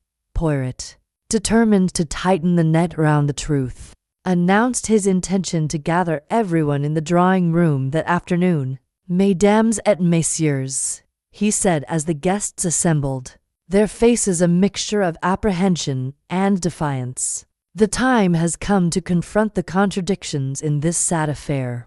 The death of Monsieur Torrance was no accident, and the threads of deceit are beginning to unravel." Lady Beatrice, seated rigidly in her armchair, fixed Poirot with a steely gaze. "Monsieur Poirot, I trust you have more than theories to offer. My son's death demands answers, not theatrics." Poirot's mustache twitched, but his smile was serene. "Madam, Hercule Poirot does not deal in theatrics, only in truth. And the truth, it lies in the details: the cigarette case, the broken oarlock, the sawdust, the key, and the name J. Carver. Let us examine these, shall we?" He began by holding up the cigarette case, its silver surface catching the light. "This was found by the river, bearing Monsieur Torrance's initials. Yet its presence there is curious. A man does not drop such a valuable item unless he is in haste, or unless it was placed there to mislead." Clara Torrance, pale and trembling, shook her head. "Reginald always carried it. He must have dropped it when the boat capsized." "Perhaps," Poirot said, his eyes narrowing, "but the scratch upon it suggests it was struck. Perhaps thrown. And then there's the note, found in his desk. Pay, or the river takes all." "A threat, madam. That echoes the letter you described." The room stirred, uneasy glances exchanged. Major Caldwell coughed, his face flushed. "All this talk of notes in cases, where's the proof?" "You're fishing, Poirot." Poirot's gaze turned to the Major, sharp as a blade. "Fishing, Major?" "None. I am weaving a net. And you, I note, have no witness to confirm your presence at the finish line when the boat capsized." "Where were you truly at 12:15? Caldwell blustered, his mustache quivering. "I told you. I was in the crowd." "Dash it all, man, you can't accuse me without evidence." Margaret Caldwell's hand tightened on her husband's arm, her voice low. "Ernest, be careful what you say." Miss Marple, her knitting needles clicking softly, noted Margaret's warning tone. The Major's weak alibi was a loose thread, and Margaret's protectiveness suggested she knew more than she had admitted. Miss Marple's thoughts drifted to the footprints by the boathouse deep, like those of a heavy man. The Major's bulk made him a likely candidate, but so did Dr. Grayson's sturdy frame. Poirot turned to Dr. Grayson, whose hearty demeanor had faded into a guarded wariness. "Doctor, you prescribed a sedative for Monsieur Torrance, yet you failed to mention that you were near the boathouse before the race. Not at the finish line as you claimed." The room gasped. Eleanor Grayson's face paling. Dr. Grayson's jaw tightened. "Who told you that?" "It's a lie. I was with the spectators, as I said." Poirot's smile was thin. "A witness places you there, Doctor, and the sawdust in the boathouse. The chisel with fresh shavings, these suggest sabotage. Did you, perhaps, have reason to wish Monsieur Torrance harm?" "That's preposterous," Grayson snapped, but his hands shook slightly. Eleanor, seated beside him, looked as if she might faint. Miss Marple's needles paused, her mind racing. Eleanor's confession to Poirot about her uncle's presence at the boat house had been a turning point, but it raised new questions. Was Dr. Grayson protecting Clara, or was he entangled in Reginald's debts? And what of Victor Langley, whose guarded answers and proximity to the boathouse made him equally suspect? Poirot now addressed Langley, producing the brass key. "Monsieur Langley, this key, found by the river, unlocked a drawer in Monsieur Torrance's desk. In it, we found IOS to J. Carver. You, as his solicitor, must have known of these debts." "Who is Carver?" Langley's composure wavered, his fingers drumming nervously. "I've told you, I don't know any Carver. Reginald's financial affairs were complex, but he never mentioned that name to me. And yet," Poirot said, his voice soft but relentless, "you argued with him about a will that, perhaps, threatened to expose these debts or something more." Langley's eyes darted to Lady Beatrice, who sat frozen, her face a mask of controlled fury. "It was a routine discussion," he insisted. "Nothing to do with his death." Poirot let the silence stretch, his gaze sweeping the room. "Someone in this house knows J. Carver. Someone tampered with the boat, and someone ensured that Monsieur Torrance would not survive the river. I invite you all to reflect on your secrets, for they will not remain hidden much longer." As the guests dispersed, their faces etched with fear and suspicion, Miss Marple approached Poirot, her knitting bag in hand. "Monsieur Poirot," she said quietly, "you've stirred the waters admirably, but I wonder if you've considered Clara's role. Her grief is real, but her knowledge of that letter and her silence about it suggests she may be more involved than she appears." Poirot nodded, his eyes gleaming with respect. "You see much, Mademoiselle. Madame Torrance is a puzzle, indeed. But the net, it tightens. Tomorrow, we shall lay a trap to catch our spider."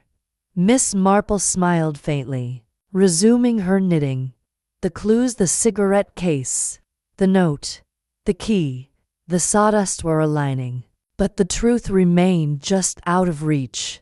She thought of the river, its currents hiding what lay beneath, and knew that the next revelation would bring them closer to the heart of the mystery, or plunge them deeper into its shadows. Chapter 10. The trap is set. Fourth day at Torrance Hall dawned with a brittle clarity. The sky scrubbed clean by the previous night's rain. The river Torrance, though still swift, had calmed slightly, its rapids less ferocious but no less ominous.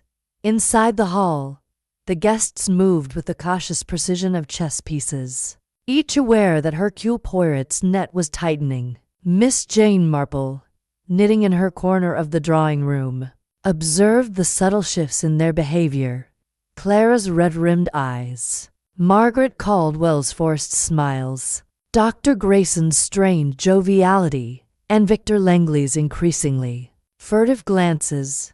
Poirot, ever the strategist, had devised a plan to flush out the truth. He gathered the guests in the library after breakfast, his demeanor as polished as his patent leather shoes.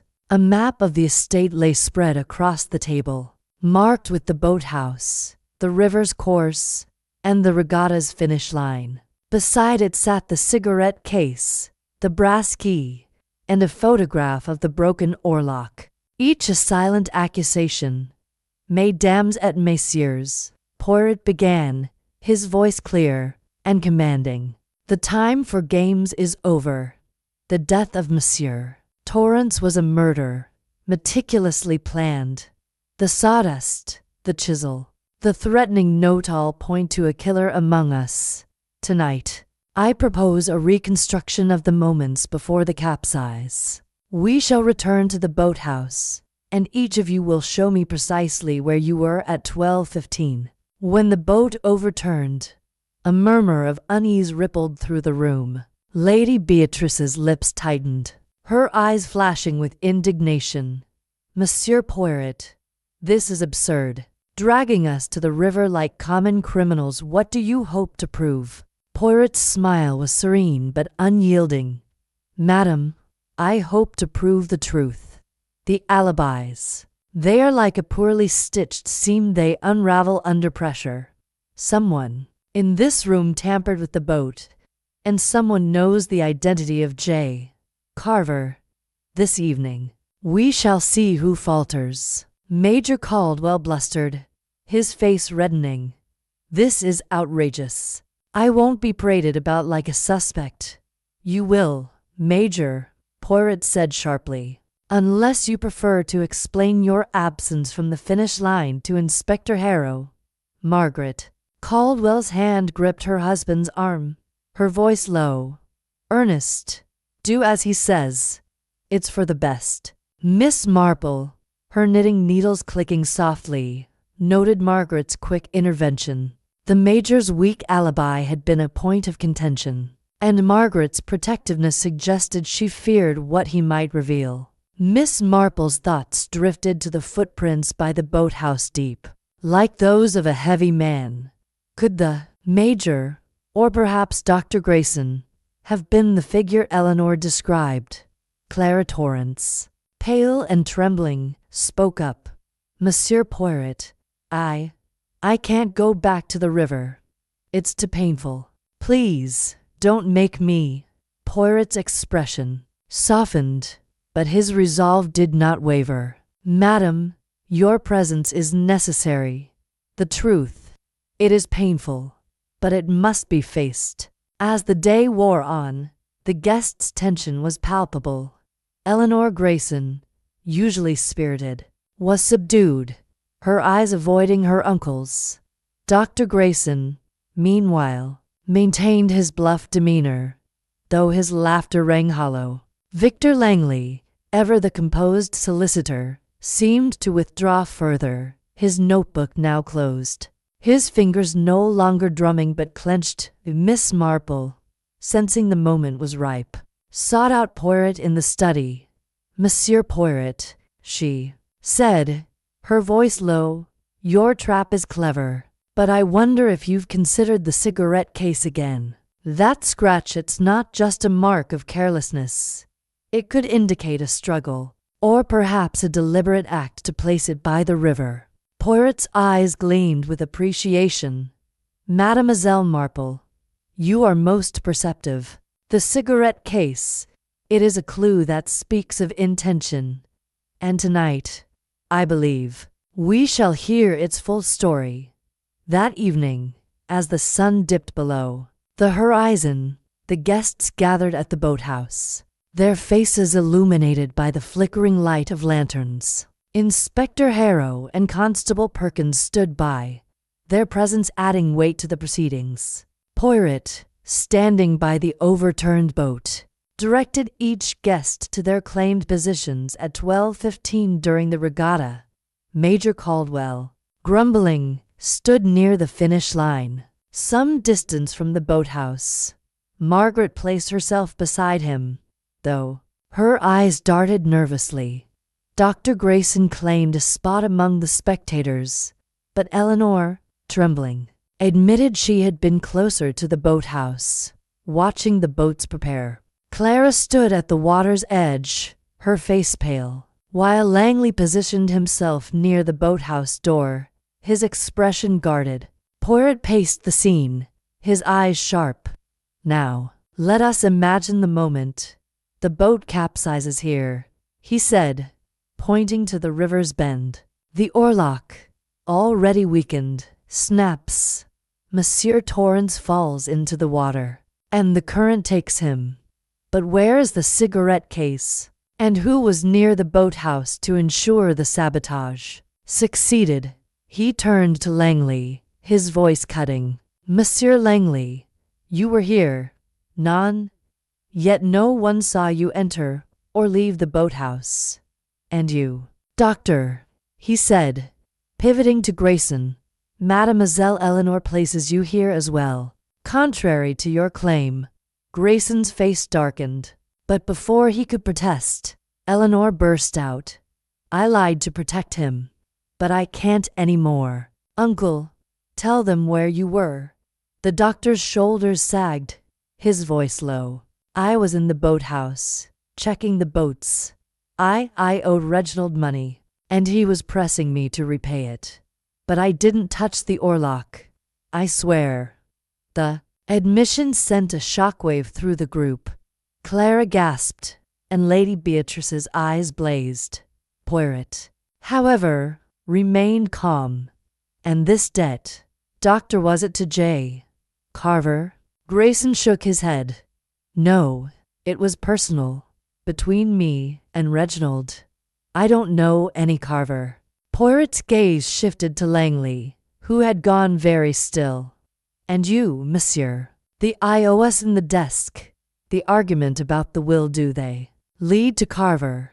Langley's composure cracked, his voice sharp. "I've told you, I don't know him. This is a witch hunt." Miss Marple, standing quietly by the boathouse, spoke at last. "Monsieur Poirot, perhaps the key is not just in the clues, but in the timing.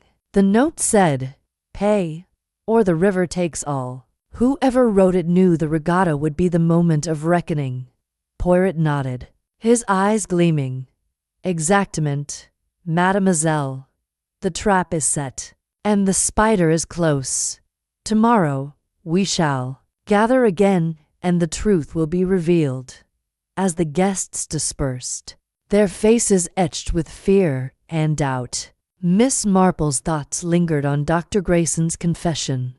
The net was tightening, but the true identity of J.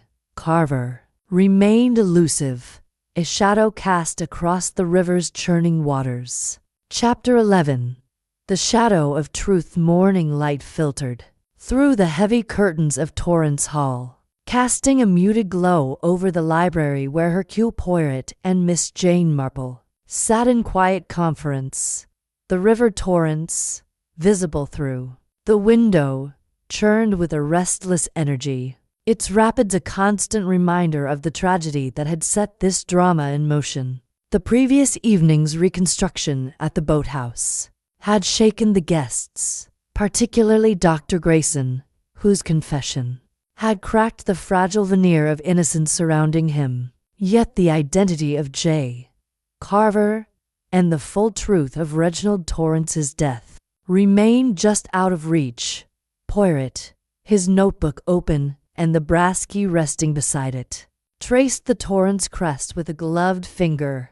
"Mademoiselle Marple," he said, his voice low, "the net is tight, but the spider eludes us.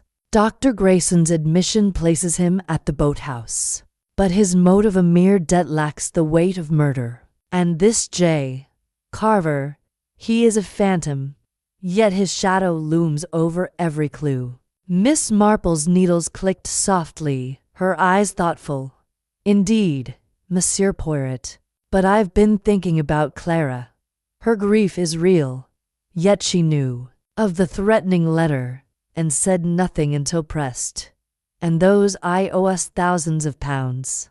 You said, could she have been protecting someone? Or perhaps hiding her own involvement? Poirot's mustache twitched with approval.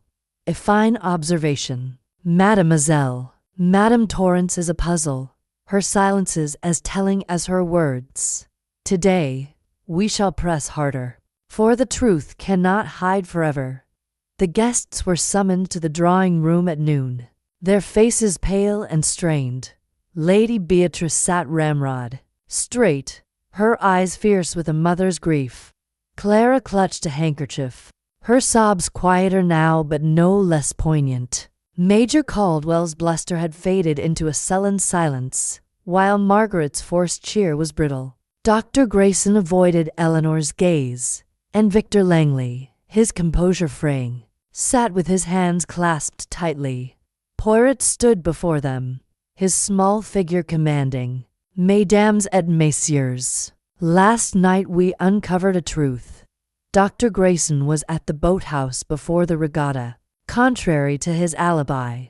But there's more.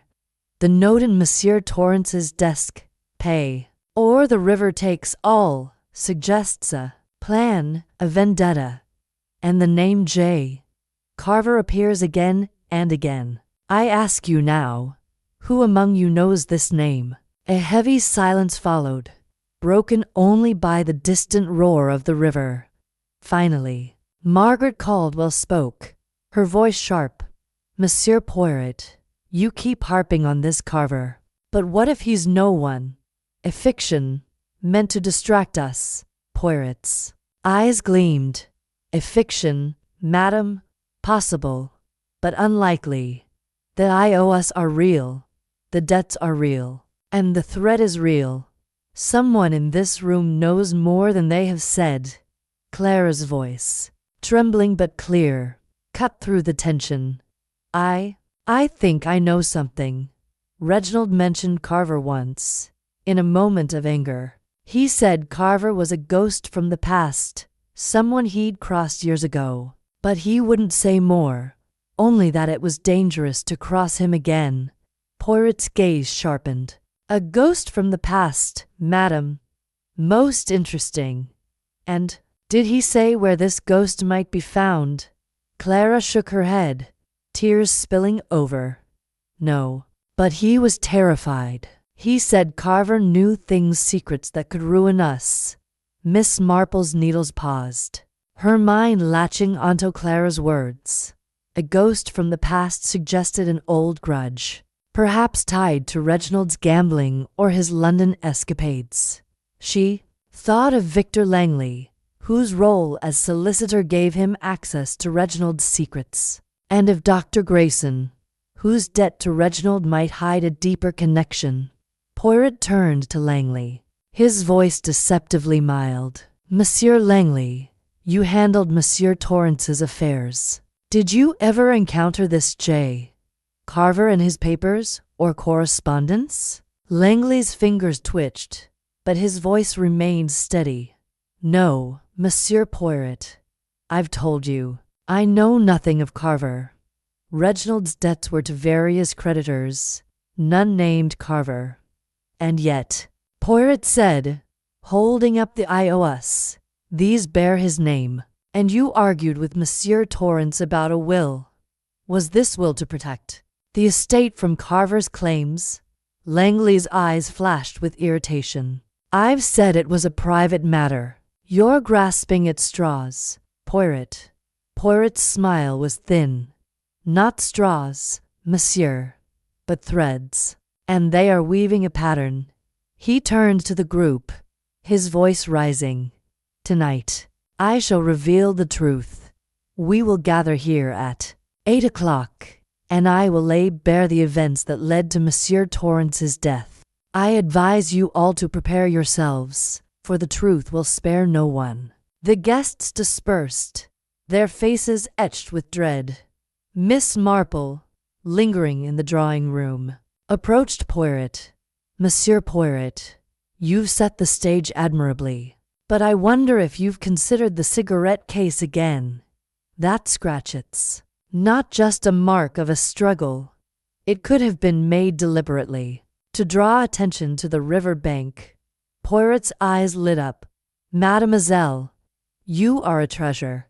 The cigarette case, it is a beacon, pointing us to the moment of the crime, and tonight we shall use it to illuminate the killer. As the afternoon passed, Miss Marple resumed her knitting, her thoughts turning to the clues. The cigarette case, the broken oarlock, the sawdust, the key, the iOS, and the elusive J. Carver.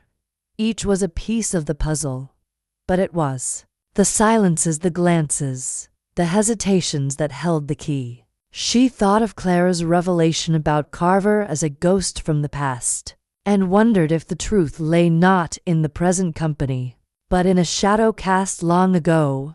Poirot, meanwhile, spent the day in quiet preparation, his little gray cells working overtime. He re-examined the iOS, noting the handwriting bold, almost aggressive, unlike any he had seen among the guests' papers.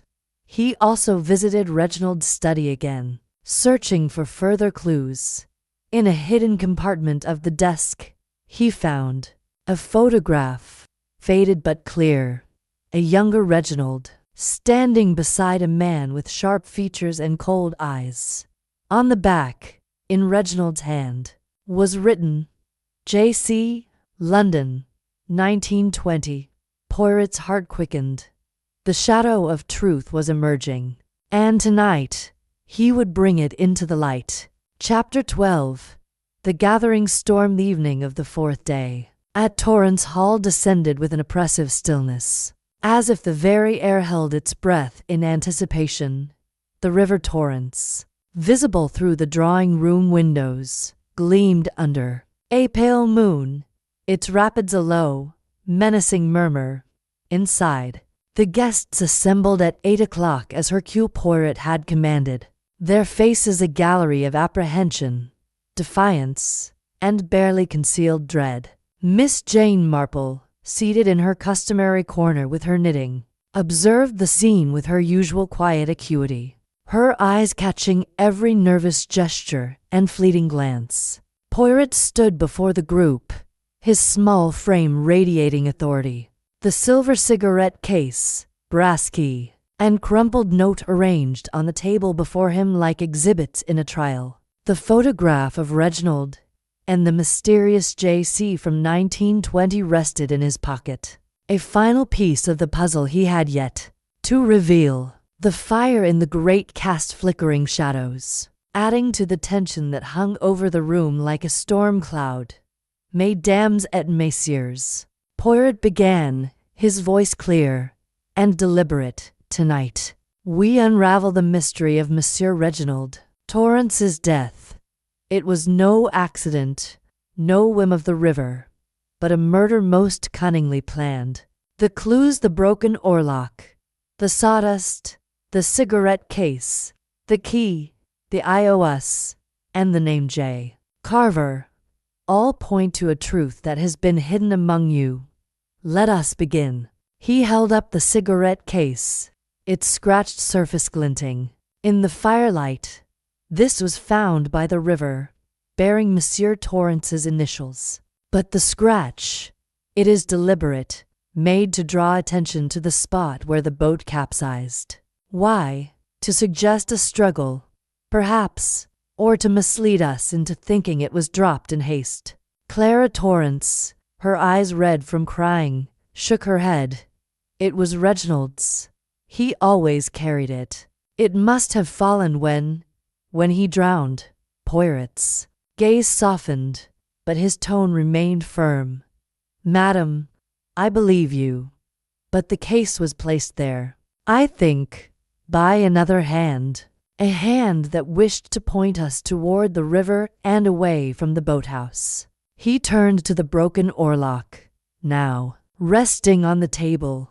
The oarlock was sabotaged, cut with a chisel, as the sawdust in the boathouse confirms. This was no accident of wear, but a deliberate act to ensure the boat would fail at the critical moment. Major Caldwell, his face flushed, interrupted.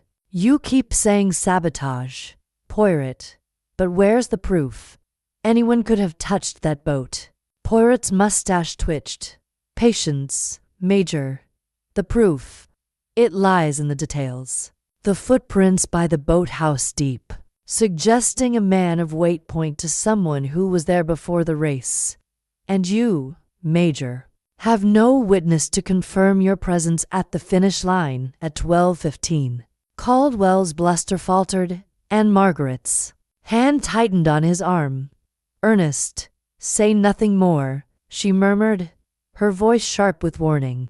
Miss Marple's needles paused, her mind noting Margaret's protective tone.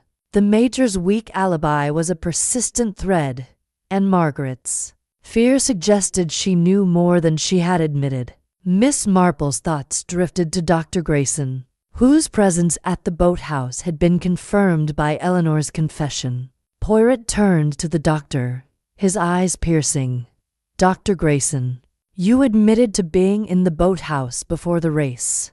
Contrary to your earlier claim, you owed Monsieur Torrent's money, a debt that caused friction. But was there more?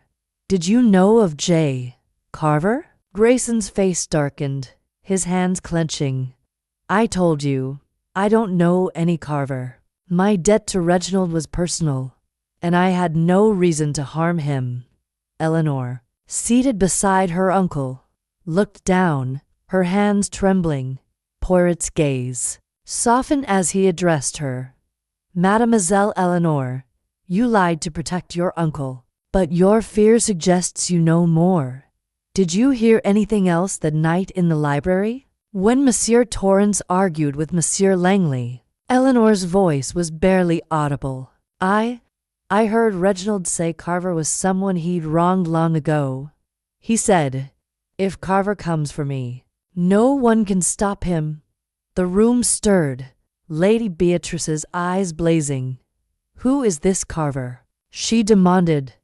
Why does his name haunt my son's death? Poirot held up the note, its bold handwriting stark against the crumpled paper. This note, found in Monsieur Torrance's desk, says, pay, or the river takes all. It matches the threat Madame Torrance described. And the IOS, signed to J. Carver, suggested debt so great, it drove someone to murder. He turned to Victor Langley, whose composure had all but vanished. Monsieur Langley, you argued with Monsieur Torrance about a will. You were near the boathouse before the race, and your knowledge of his affairs places you at the heart of this mystery. Tell me, who is J. Carver? Langley's jaw tightened, his voice cold.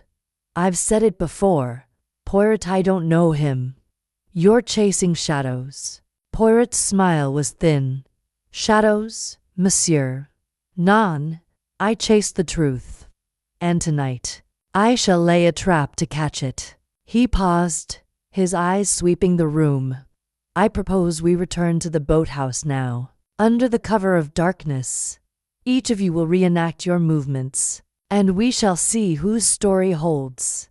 The guests protested, their voices overlapping in a cacophony of fear and indignation. But Poirot's resolve was unshakable. The river, it keeps its secrets, but not from Hercule Poirot. Come, let us go. As they prepared to leave, Miss Marple approached Poirot, her knitting bag in hand. Monsieur Poirot, she said softly, your trap is bold, but I wonder if you've considered the photograph you found. If J.C. is Carver, he may be closer than we think, perhaps even in this room. Poirot's eyes gleamed with respect. Mademoiselle, you are, as always, most perceptive. The photograph, it is the final thread. Tonight, we shall see who it names. The group trudged to the boathouse, their lanterns casting eerie shadows. On the muddy bank, Poirot directed each guest to their claimed positions, his eyes sharp as he watched for discrepancies. Miss Marple, standing by the water's edge, thought of the cigarette case, the note, and the elusive J. Carver. The storm was gathering, and the truth, she knew, was about to break. Chapter 13. The river's confessionth boathouse stood like a sentinel against the moonlit river torrents, its weathered planks creaking under the weight of secrets. The air was chill, the rapids roar a low, insistent undertone as Hercule Poirot led the guests through the reenactment of their movements during the fatal regatta. Lanterns cast flickering shadows, turning the scene into a tableau of suspicion and dread. Miss Jane Marple, her shawl drawn tightly against the damp, stood near the water's edge, her knitting bag at her side, her sharp eyes missing nothing. Poirot, his small figure commanding in the lantern light, directed each guest with precision. Major Caldwell, you claim you were at the finish line. Show us. The Major, his face flushed with irritation, trudged to a spot some distance away, muttering about the absurdity of the exercise. Margaret followed, her posture tense, her eyes darting between her husband and the boathouse. Dr. Grayson, Poirot continued, you were in the boathouse. Show us where. The doctor, his hearty demeanor long gone, stepped inside, pointing to the workbench where the chisel had been found. Eleanor, trembling, placed herself just outside, her claim of watching the boats now tinged with the admission of her lie. Clara Torrance, pale and fragile, stood at the river bank, her eyes fixed on the water as if it might yield her husband's body. Victor Langley, his composure brittle, positioned himself near the boathouse door, insisting he had been reviewing papers. Lady Beatrice, refusing to participate, stood apart, her face a mask of grief and defiance. Poirot paced the scene, his eyes sharp. At 12:15, the boat capsized here, he said, pointing to the river's bend. The oarlock, sabotaged with a chisel, snapped. The cigarette case, scratched and placed to mislead, was found here, and the footprints deep, deliberate lead from the boathouse to the water. Let us see whose story phrase. He turned to Dr. Grayson, his voice cutting through the night. Doctor, you admitted to being here, yet you denied touching the oarlock. But the sawdust, the chisel, they point to you. And your debt to Monsieur Torrance, was it enough to drive you to murder? Grayson's face darkened, his voice hoarse. I told you, I owed him money, but I didn't kill him. I was checking the boats. Yes, but only because Reginald asked me to. He said someone had been tampering with them. Poirot's mustache twitched. A convenient claim. Doctor, and who was this someone? Grayson hesitated, his eyes flickering toward Langley. He didn't say, but he was afraid of Carver. Poirot pivoted to Langley, producing the photograph from his pocket. Monsieur Langley, this was found in Monsieur Torrance's desk. A younger Reginald, beside a man marked J.C. London, 1920. You were his solicitor. You knew his past. Is this J. Carver? Langley's face paled, his hands clenching. I don't know what you're talking about. That could be anyone. Miss Marple, her voice soft but clear, spoke from the shadows. Monsieur Poirot, may I suggest something? The photograph shows a man with a distinctive scar above his left eyebrow. I couldn't help but notice, Mr. Langley, that you have a similar mark, though faded with time. The group turned to Langley, whose hand instinctively touched his forehead, where a faint scar was just visible in the lantern light. His composure shattered, his voice rising. This is nonsense.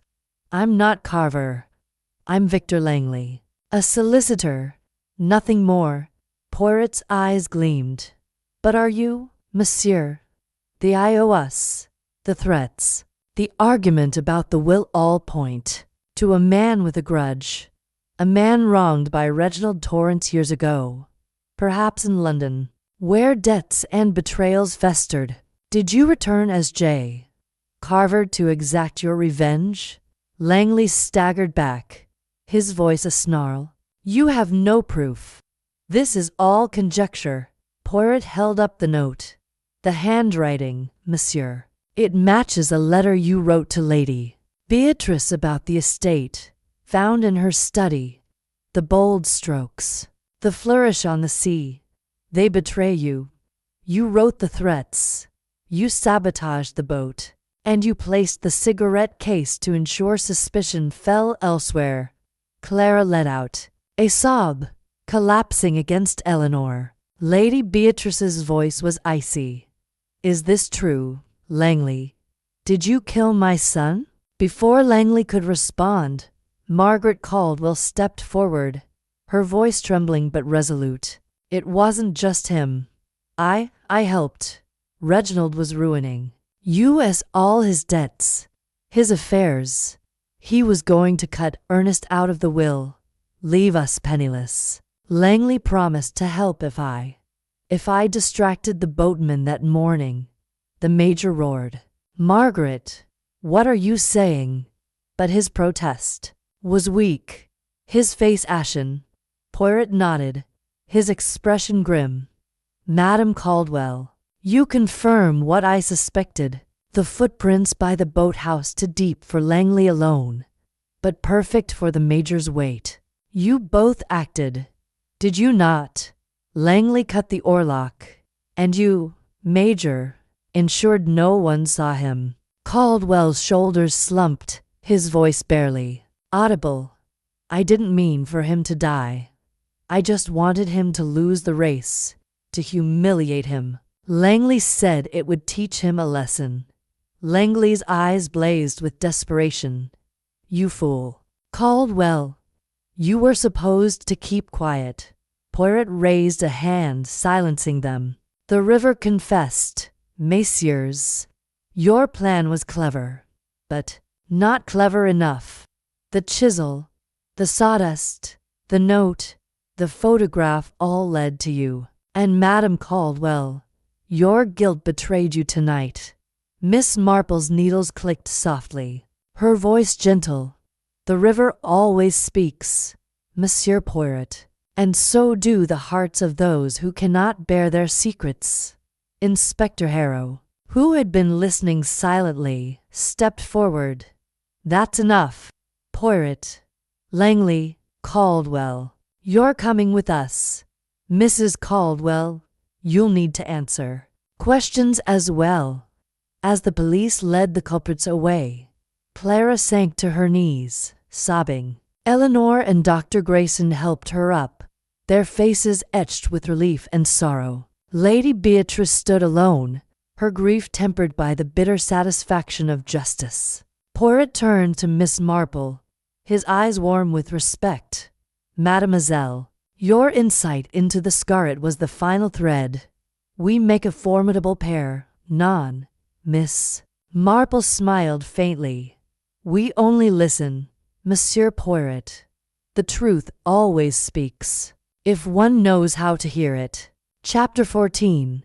The river's silent seethed dawn broke over Torrent's Hall with a quiet that felt almost reverent, as if the river Torrent itself had exhaled after days of vengeful churning. The morning sun cast a soft golden light across the Devonshire countryside, softening the stark lines of the Georgian manor and gilding the dew-laden lawn. The river, now calmer, flowed with a deceptive serenity, its rapids reduced to a gentle murmur, as if cleansed by the truth revealed the previous night. Inside the hall, the atmosphere was one of subdued resolution, the weight of betrayal and loss lingering like a faint echo in the grand rooms. Hercule Poirot, his work in St. Mary's Mead nearly complete, stood in the library, his small suitcase packed and resting on a chair by the window. His immaculate suit and waxed mustache were as pristine as ever, but his green eyes held a reflective depth, a sign of the case's emotional toll. Miss Jane Marple, knitting quietly by the fire, observed the scene with her usual keen insight, her needles clicking in a steady rhythm that mirrored the now tranquil river outside. The arrests of Victor Langley, Major Ernest Caldwell, and Margaret Caldwell had shattered the fragile harmony of Torrance Hall. Langley, unmasked as the vengeful J. Carver, had been driven by a decade-old grudge against Reginald Torrance, a betrayal rooted in a failed London business deal that cost him his fortune and name. The Caldwells, motivated by fear of financial ruin and exclusion from Lady Beatrice's will, had been unwitting pawns in Langley's deadly scheme, their roles in distracting the boatmen and aiding the sabotage sealing their guilt. The river had claimed Reginald, but it was the confessions under Poirot's relentless pressure that had brought justice. Lady Beatrice, her formidable presence diminished by grief, sat in the drawing-room, her eyes fixed on a portrait of her son, Reginald, hanging above the mantel. The painting captured his roguish charm, a smile that now seemed to mock the tragedy. Clara Torrance, still fragile but steadied by the truth, remained in her room, tended by Eleanor Grayson, whose own relief at her uncle's innocence was tempered by the family's fractured bonds. Dr. Grayson, cleared of murder but shaken by his own secrets, prepared to return to his village practice, his hearty demeanor replaced by a quiet introspection. Poirot joined Miss Marple in the library, his voice low and thoughtful. "Mademoiselle Marple, this case, it has been a tapestry of human frailty, greed, fear, vengeance, all woven together by the river's hand. Yet it is the collaboration with you that I shall remember most fondly." Miss Marple's needles paused, her smile faint but warm. "You are too kind, Monsieur Poirot. I am only an old spinster who notices things. But your method, those little gray cells, they brought order to chaos. I confess, I suspected Langley's scar early on, but the Caldwell's involvement surprised me." Poor Margaret, driven by desperation. Poirot nodded, his gaze drifting to the window where the river gleamed. Desperation is a powerful force, mademoiselle.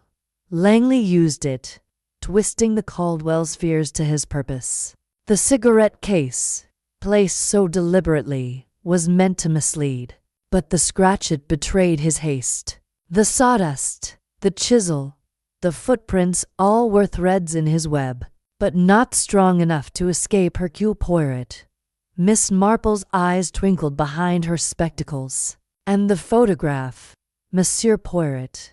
That was the key, wasn't it? A face from the past, linking Langley to J. Carver. It reminds me of a scandal in St. Mary's Mead years ago. A man who changed his name to escape his debts, only to be found out by a single letter."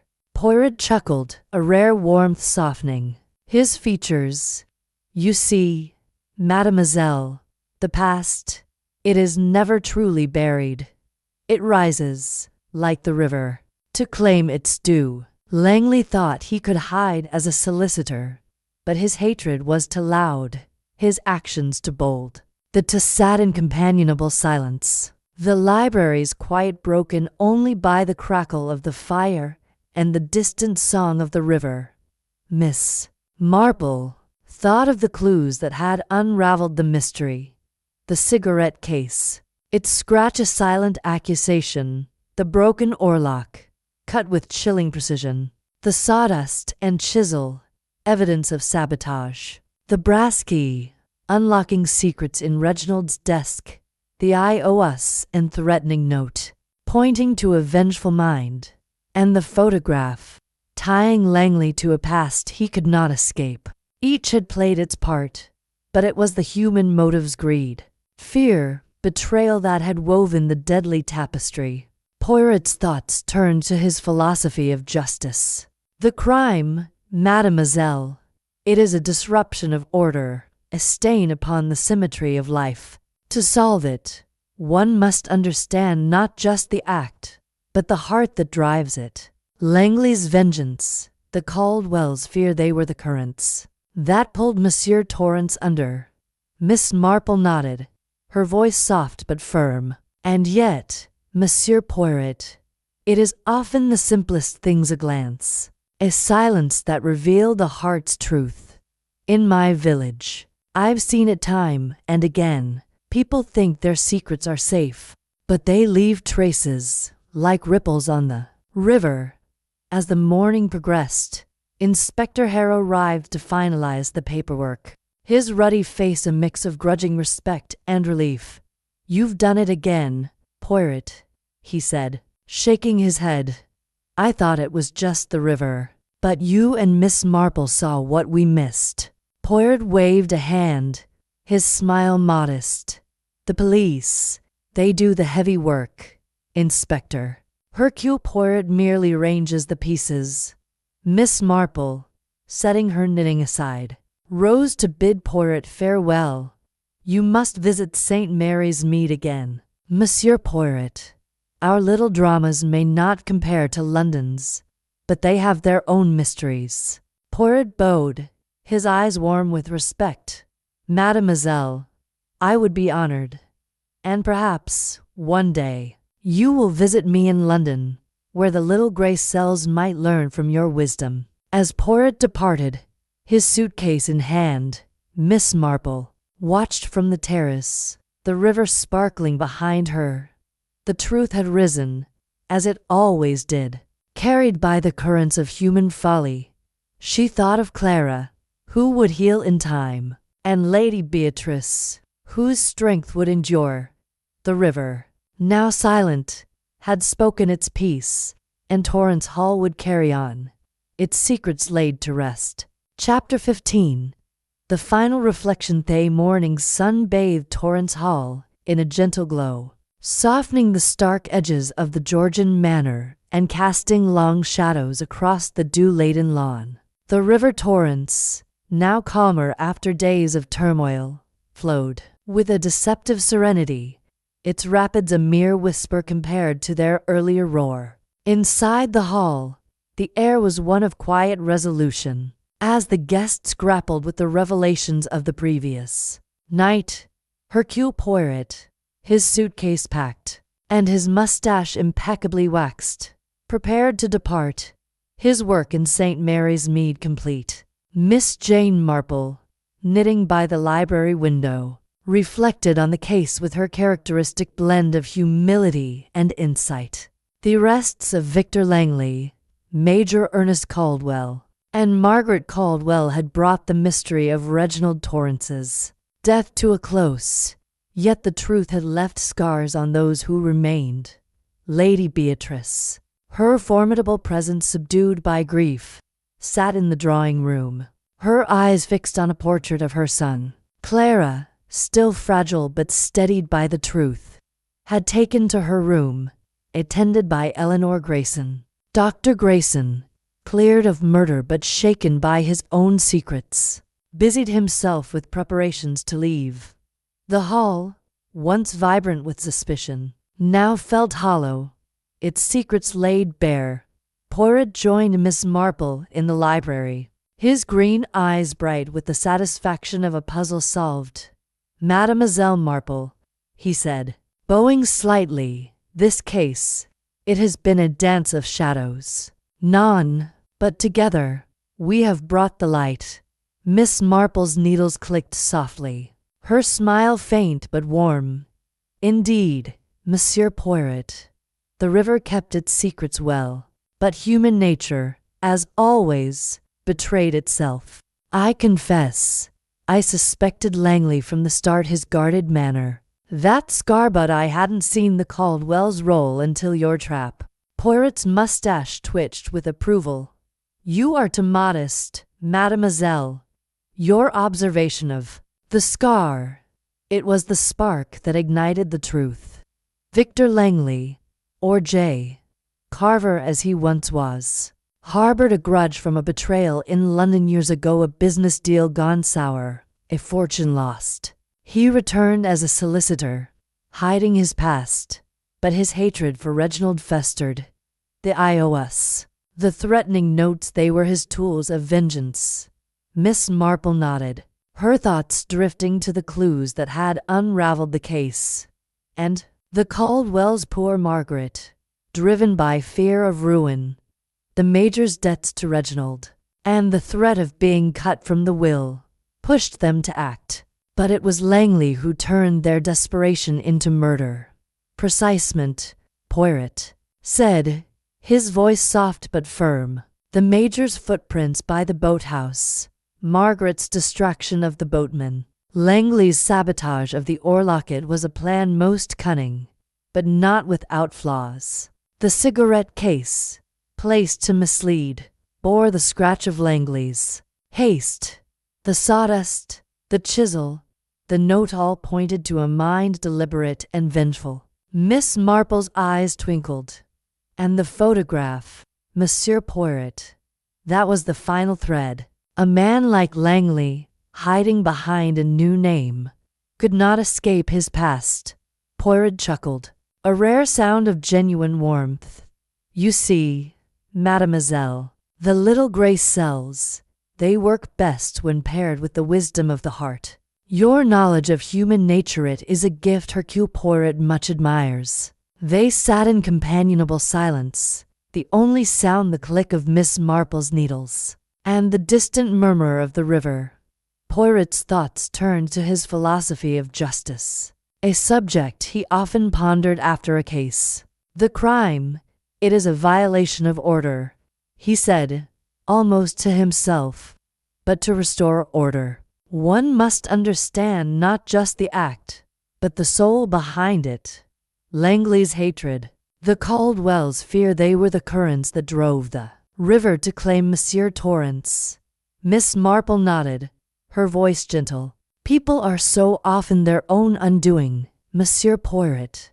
They weave their secrets like a shawl, thinking it protects them, but it only tangles them further. I've seen it in St. Mary's Mead time and again. Greed, fear, love, all leading to the same end. Poirot rose, adjusting his coat with meticulous care. And now, mademoiselle, I must return to London. The city, it calls, and Hercule Poirot has other puzzles to solve.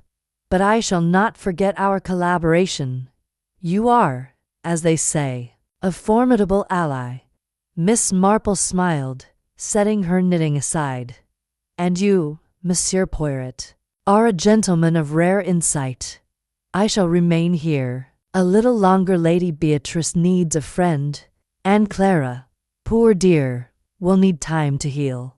But I shall think of you, solving mysteries with those little grey cells. As Poirot bowed and took his leave, Miss Marple watched him go, her thoughts lingering on the case. The river had spoken, as she knew it would, its secrets carried to light by the currents of human folly. She picked up her knitting, the rhythm of her needles a quiet counterpoint to the river's song, and murmured to herself, the truth, it always rises, like water finding its level. Outside, the river torrents flowed on, silent now, its rapids no longer vengeful but serene, as if cleansed by the confession it had witnessed. And in St. Mary's Mead, life resumed its gentle rhythm, though the memory of the drowning drama would linger, a tale whispered in parlors and over tea for years to come.